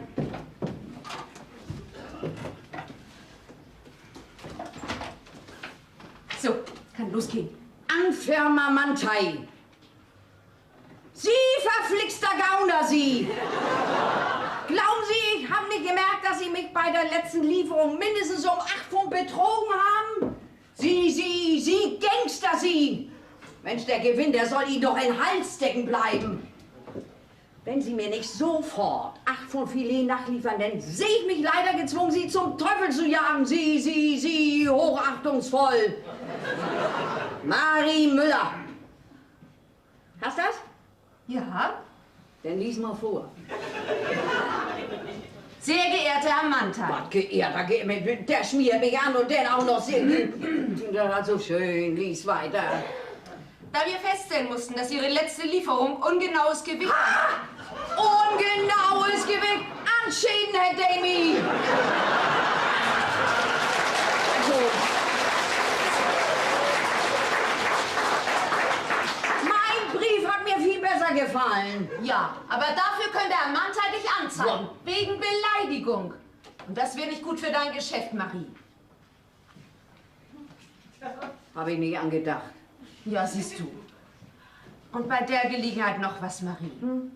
Du kannst einen Gast nicht eigenhändig vor die Tür setzen. Was kann ich nicht? Wenn ich sing und da sammelt dauernd einer dazwischen, dann schmeiß ich ihn raus. Jawohl. Aber als Frau Direktor schickt sich das nicht. Und du hast mir auch versprochen, du wolltest nicht mehr singen. Betty, das war gerade so gemütlich. Weißt du, wenn ich in Stimmung bin, kann ich gar nicht anders, dann muss ich singen. Such dir zumindest anständige Lieder aus. Und nicht so eine... Was für Sonne meinst du denn, mein Betty-Kind? Naja, zum Beispiel das von Lieschen und ihren Büchsen. Tja, Aber wenn sie nur keine Büchsen anhätte, wäre das ja noch viel schlimmer, nicht?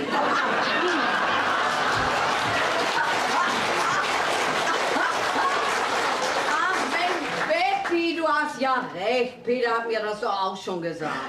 Ach nee. Und was Peter sagt, das gilt, was? Ja, Peter ist ein feiner Kerl. Weißt du, wenn man so viel durchgemacht hat wie ich, dann lernt man die Menschen kennen. Und Peter ist klasse, sag ich dir. Der fragt nix und der wundert sich über nix. Damals, da hat er so nebenbei zu hören bekommen, dass ich deine Mutter bin. Hat er was gefragt, was gesagt? Nix. Und dann trifft er dich hier wieder, wie du gerade dabei bist, aus dem Buddel zu trinken und ein Glas an die Wand zu schmeißen. Und hat er dazu was gesagt? Auch nix. Betty, ein Mann, der sich über nix wundert, ist überhaupt nicht mit Geld zu bezahlen. Besten Dank. Oh, bist du schon wieder eingeschnappt, dumme Gans? Dumme Gans kostet eine Mark. So. Hanne, komm gleich mit den Gläsern. Peter, ist dumme Gans ein Schimpfwort? Schon natürlich. Och,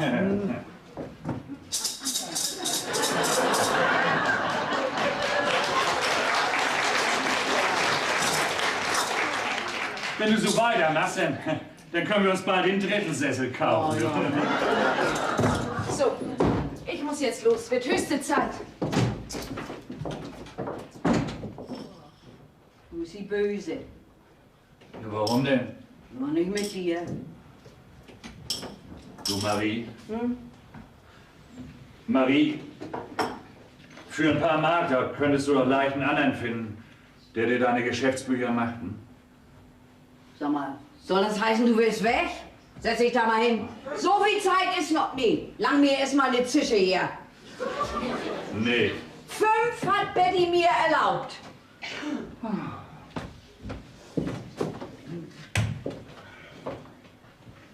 Bitte. Und das ist erst die 10.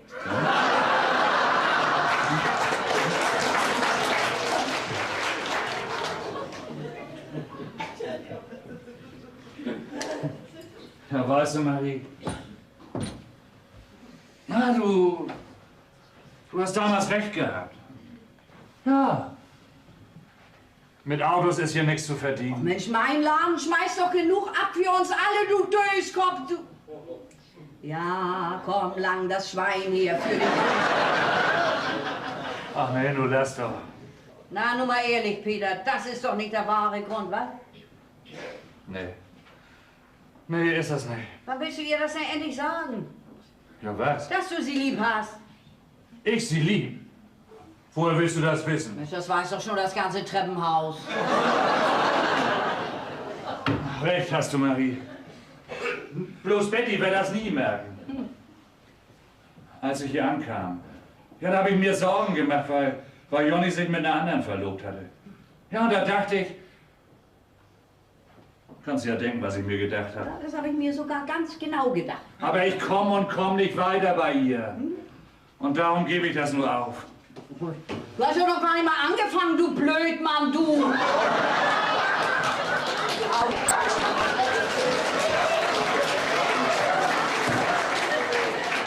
Für den Blödmann. Warum hast du denn nie mit ihr darüber gesprochen? Für Betty bin ich doch bloß immer ein guter Freund. Na und, kann ein guter Freund nicht auch ein guter Ehemann werden? Tja, Betty würde mich doch auslachen, wenn ich ihr auf dem Mal mit ankäme. Und das kann ich nicht ab. Sie glaubt, dass man mit mir Pferde stehlen kann.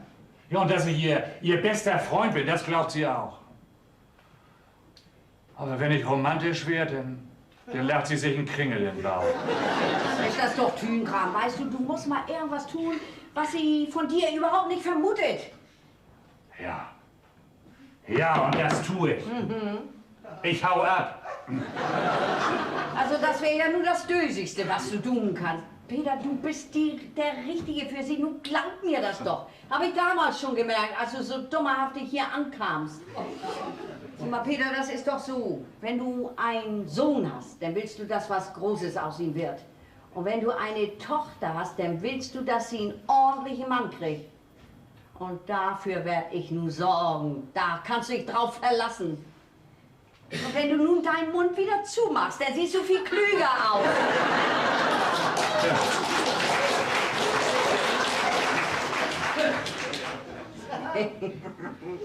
Ist doch gediegen, ne? Eine Schwiegermutter habe ich nur, aber leider keine Braut.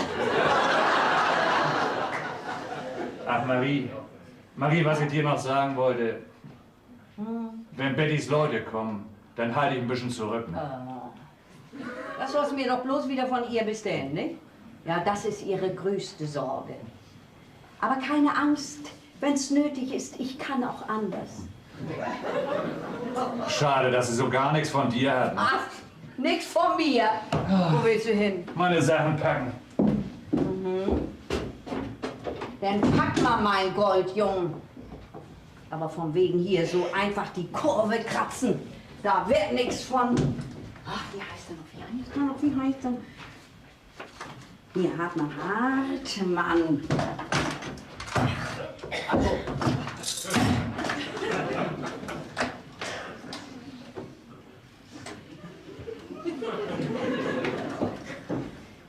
Hallo, Herr Hartmann? Hier spricht Marie Müller. Jawohl, genau. Hören Sie mal zu, Herr Hartmann, ich brauche einen Ring. Ich brauche einen Ring. Jawohl, ein Verlobungsring. Ach, Quatsch doch nicht für meine Verlobung, Mann. Nein, das soll eine Überraschung sein. Ja, natürlich mit einem Stein. Was? Wie viel? Hören Sie mal, Sie haben wohl einen Triller und einen Pony, was? Augenblick mal eben. Entschuldigen Sie, aber das flutschte mir nur so heraus. Was? Ein Fakir? Mensch, was soll ich mit einem Fakir? Bin ich ein Guru? Ach, so ein Saphir. Ja, Saphir ist immer richtig. Das ist der blaue, nicht? Das ist immer gut. Schicken Sie ihn gleich her, nicht? Wieso Feierabend? Soll das heißen, Sie wollen, nicht? Ist gut, Herr Hartmann. Ruf ich eben Schmuckfriede an. Ich meine, na sehen Sie, warum nicht gleich so? Und dann bringen Sie mir gleich noch ein paar Rosen mit, ne? Woher, Mensch, vom Bahnhof, woher denn sonst? Wissen Sie, diese Bagaracci. Ja, ist gut. Die Adresse wissen Sie ja, ne? Oh, nee, mit Herr Hartmann. Da muss doch noch ein kleiner Brief bei. Was? Oh, Maria Bimmel, ich stöpsel mal eben um. Bleiben Sie am Apparat, nicht? Und dass Sie mir nicht mit so einem verwelkten Shit hier ankommen, das kann ich. Hallo, Herr Hartmann. Ach so. Ja, das ist gewiss Betty mit dem Besuch. Ich mach schon auf. Ja, wir sind's da. Ich dachte, hier ist keiner. Tag, Oberwolf. Na, wie geht's? Ja? Tag, Peter. Tag, Herr Wolf. Wir waren ja so froh, dass du die ganze Zeit hier bei Betty warst. Hallo, herzlich willkommen, die Herrschaften. Mensch, oh boy, du siehst ja prima aus. Immer noch so stattlich wie damals im Blauen Löwen, ne? Nun lassen Sie doch mal das Foppen sein, Frau Müller. Ich bin mein Lebtag nicht im Blauen Löwen gewesen. Herzlich willkommen, Herr Wulff. Aber bitte setzen Sie sich doch. Bitte? Bitte? Ehe Sie ins Hotel gehen wollten, Vater und Opa dir gerne noch guten Tag sagen. Ja, wir stören doch nicht. Betty hat uns erzählt, Sie wollten heute Abend ein großes Fest geben. Stören? Das mache ich doch nur ihretwegen. Was glauben Sie, wie die Leute hier neugierig sind auf meine Familie? Mensch, die werden auch machen, was? Ja. Möchten Sie ein Glas Wein? Ja. Oder soll ich ein bisschen Musik machen? Ach, kommen Sie doch mal mit, kommen Sie mal mit. Von hier haben wir eine schöne Aussicht. Ja, kommen Sie mal. Gucken Sie mal da hinten. Da hinten, das ist das Rathaus. Oh, Quatsch, Rathaus. Und daneben da... Nein, da drüben, wo das Licht ist, das ist mein Lokal. Ja. Lassen Sie sich doch erstmal in Ruhe angucken, Frau Müller. Nein, wie Sie sich in der kurzen Zeit verändert haben, das ist ja fast nicht zu glauben. Aber nur von draußen, nicht Betty? Wirklich, mir ist es auch gleich aufgefallen. Und nicht nur Ihnen. Vorhin hat Marie sogar einen Heiratsantrag gekriegt. Stellt euch das vor, das erste Kaufhaus hier am Platz wollte mich absolut heiraten. Nun kommst du. Ja. Dürfen wir gratulieren? Nein. Ja, warum eigentlich nicht, Marie? Und ich und heiraten? Wenn du so viel mit Männern zu tun gehabt hättest wie ich, dann hättest du auch die Nase voll, weil ich habe schon auf dem Bahnhof erzählt, wie tüchtig du bist. Ja, nach ganz kurzer Zeit hat sie das Lokal schon pachten können und jetzt ist das die reinste Goldgrube. Ich habe aber auch einen prima Klavierspieler und eine schicke, flotte Sängerin, ne?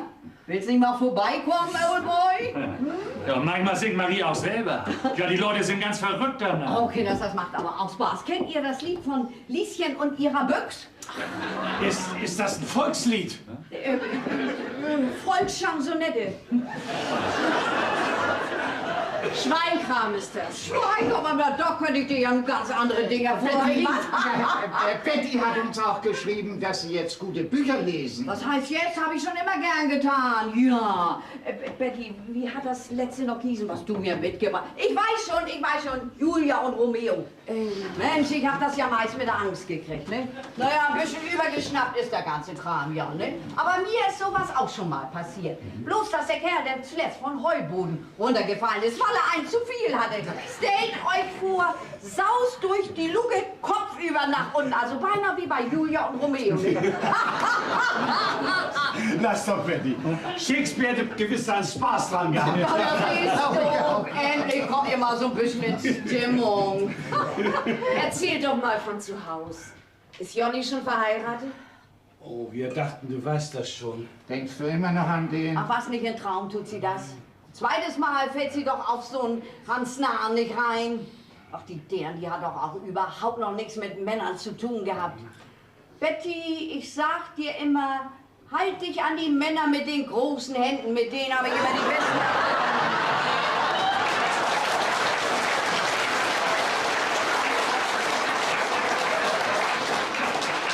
Und wenn du sie denn noch so ein bisschen bei ihrer Eitelkeit packen kannst, dann kannst du jeden haben, den du haben willst. Gottes Willen, ich glaube, ein Mann langt doch, oder? Ja, da haben sie auch wieder recht. Kennst du einen, kennst du alle, ne? Aber das wird wohl Zeit für uns. Ach, Peter, bringst du Vater und Opa ins Hotel? Ist hier gleich um die Ecke. Kommst du denn schnell wieder? Ja, ich warte so lange, bis sie fertig sind. Wird ja nicht so lange dauern. Ne? Nee, wir geben doch unsere Bis Sachen. gleich denn, ne? Ruhig, ich sing dir das Lied auch mal vor. Marie! Na, also auf jeden Fall, ich sing dir was vor, ne?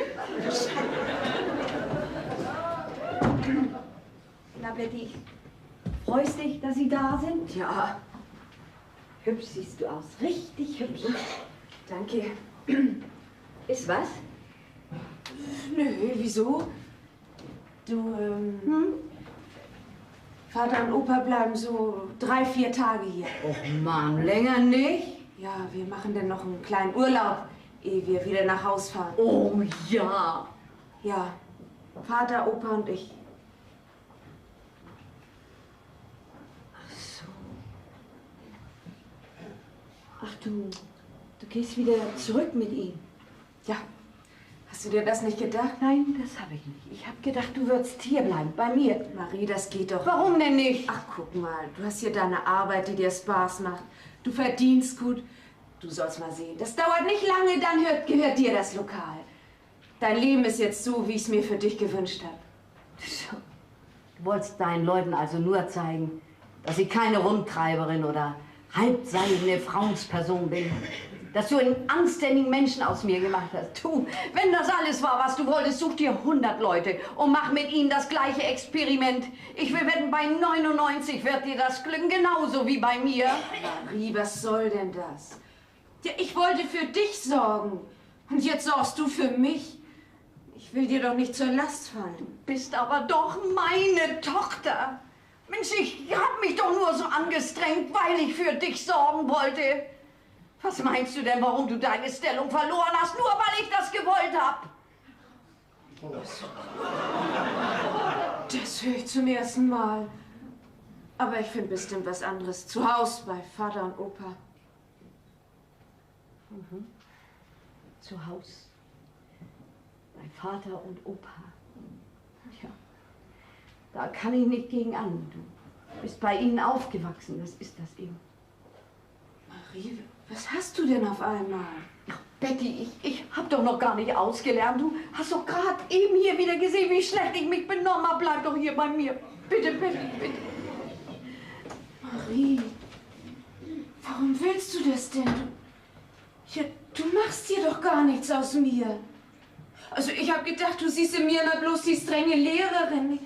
Ich habe gedacht, du wärst froh, wenn du mich endlich los wärst. Du hast nie das Gefühl gehabt, dass du zu mir gehörst. Du gehörst zu deinem Vater und zu deinem Opa. Tja, wirst du mir heute nun zum zweiten Mal weggenommen. Betty, wenn du mir einen großen Gefallen tun willst, dann geh nun gleich. Wenn ich dich den ganzen Abend hier noch sehen muss und ich weiß genau, du kommst nie. Marie, oh, Mutter, oh Betty, oh, du warst schon als Baby so süß, Betty.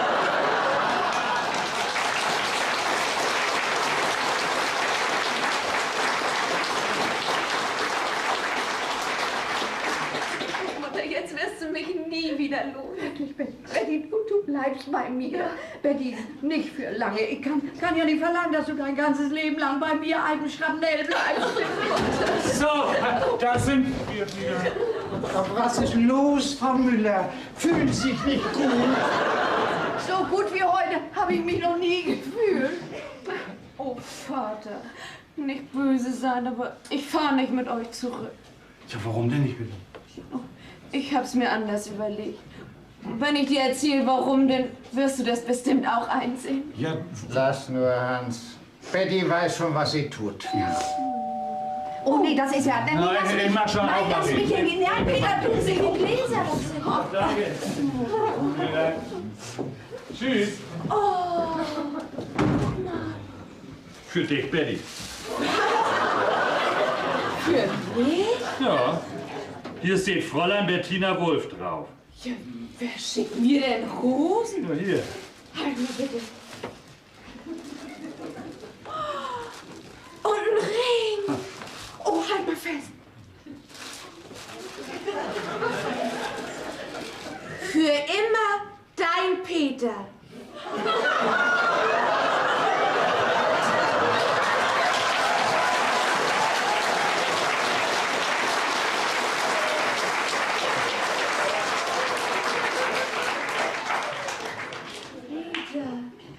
Warum hast du mir das denn nie gesagt? Nun mal ehrlich, Betty, du hast das doch schon immer gewusst. Genauso wie wir, nicht mein Sohn? ja, darum hast du uns auch eingeladen. Ich kann mir keinen besseren Mann für dich denken. Ja, als den. meine ich auch. Viel Glück, mein Junge.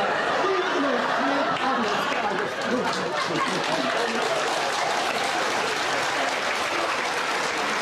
Ich bin ich froh, dass ihr euch endlich einig geworden seid. Schön. Ja, aber von wem habe ich denn... Betty! Ist das nicht wunderbar? Ich habe ja immer gesagt, Peter ist wie ein Motor, der schwer anläuft. Aber wenn er erst auf Touren kommt, dann zeigt sich, was in ihm steckt. Also, Peter, du bist mir vielleicht einer. Nie hast du ein Wort gesagt. Und jetzt auf einmal die Rosen und der Ring und... Also, du bist doch zu komisch. Wer ist hier komisch? Ja.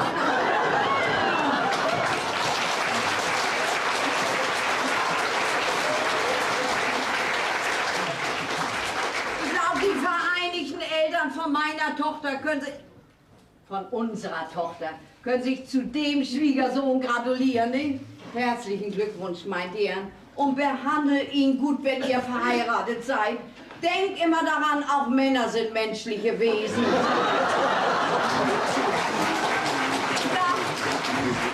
Na, mein Peter, wie habe ich das gemacht? Du? Ich kann dir gar nicht sagen, wie sehr ich mich freue, dass du damals recht gehabt hast. Recht? Womit? Als du sagtest, dass du zu deiner Mutter gehörst. Das hat sie gesagt. Oh, warum hast du mir das denn nicht gleich erzählt? Peter, die ersten Gäste kommen gleich. Geh schon mal mit Betty und ihrem Vater in die Küche. Macht schon mal die Drinks zurecht. Komm, Vater. Ja, und ich? Nee, Old Boy. Dich brauch ich noch. Also sag mal, kennst du mich eigentlich immer noch nicht? Ich bin die fesche Mary, der Liebling der Saison.